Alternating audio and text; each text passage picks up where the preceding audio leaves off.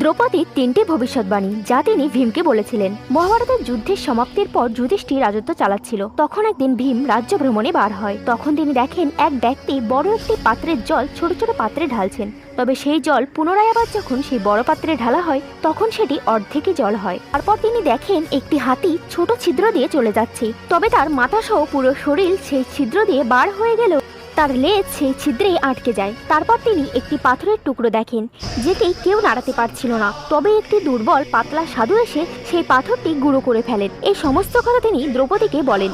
তখন দ্রৌপদী বলেন, এটি কলিযুগের শুরু। পাত্রে অর্ধেক জলের অর্থ আপনি কাউকে যত বেশি ভালোবাসায় দেন না কেন তার অর্ধেক ভালোবাসায় পাবেন। আর হাতির ঘটনার অর্থ লোকেই তার বেশি মাত্রার ধন দৌলত আনন্দে খরচ করবে, তবু প্রভুকে দেওয়ার জন্য তার এক আনাও রাখবে না। আর পাথরের ঘটনার অর্থ এই যুগে ঋষিমুনিরা যা প্রাপ্ত করতে পারেন না, তাই কলিযুগের লোক হরি নাম জপ করে গোলকধাম প্রাপ্ত করতে পারে।